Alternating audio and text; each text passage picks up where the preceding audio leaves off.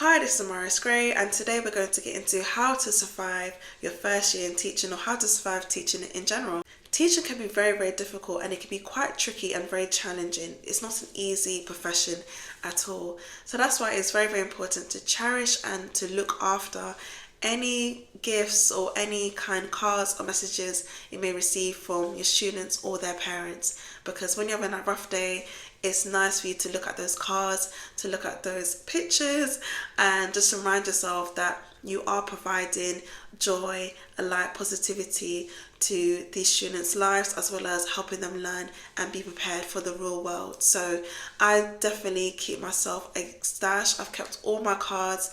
Even when I did my PGCE, I kept everything with me. I still look at those cards till this day. So even in my new classroom, I keep all the cards, all the messages in a nice drawer or in my little shelf, and when I have space, I'll actually pin their pictures as well on the wall. It's very, very important to accept that you are going to make mistakes. Even if you are 10 years in, 15 years in, a year in, a month in, you will make mistakes because we are human. So try your best not to be too hard on yourself, and when you make a mistake, simply learn from it. Be honest. If you're unsure about something, talk to a member of staff, because they can support you before you make another mistake or before you overthink yourself to the ground. Like, these things happen. As long as you learn and grow from it, it's fine. In order to become a better teacher, you need to be comfortable with observing other teachers. So whether it's a year 6 teacher, so that's a teacher that's teaching 10 to 11-year-olds, whether you need to observe a year 9 teacher or a college teacher, whoever it is, go and observe different teachers in different year groups, because you'll be able to see where you may be going wrong, where you may be going right, how can you adapt your teaching, and also what cool or amazing techniques you can still or use in your classroom as well. Not only this will build your confidence in the classroom, but it's easier to have a visual than to just read a textbook or to listen to a podcast about how to be a better teacher.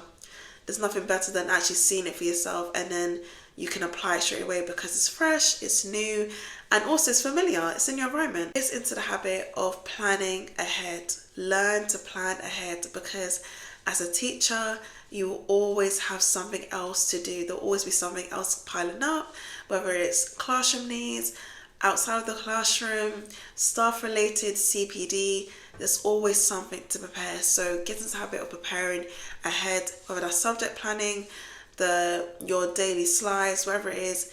Get into the habit of being extra prepared and extra organized. This will make you feel less overwhelmed, and you feel more confident in the classroom because you are organized. Assign fun roles to your students or your pupils. So that could be, maybe there's a sharpener monitor or a laptop organizer, or it could be I don't know, it could be anything. Just assign roles to your pupils or students, because not only they'll find it fun, take responsibility of their learning, but they'll find it fun, take responsibility of their classroom.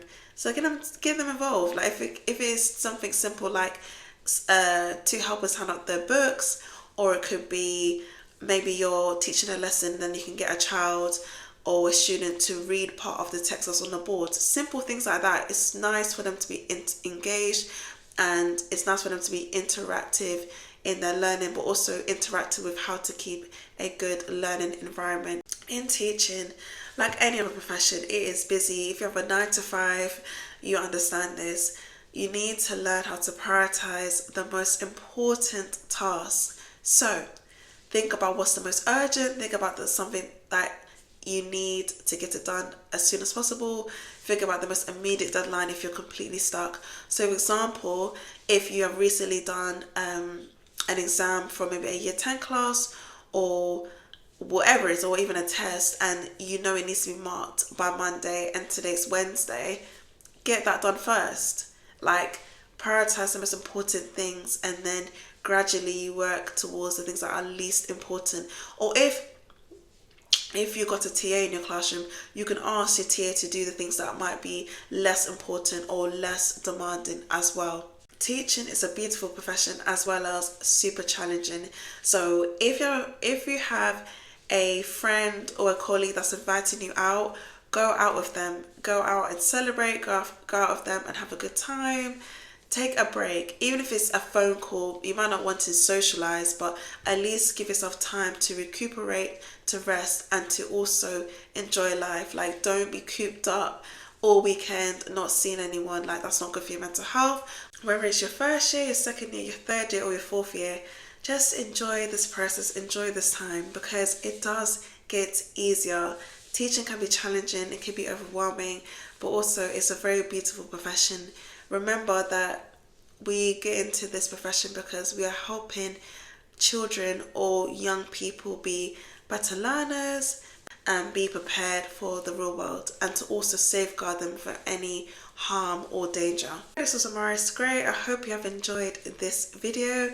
Do check out my other videos on teaching, personal development, as well as creativity, and I hope to see you soon. Bye.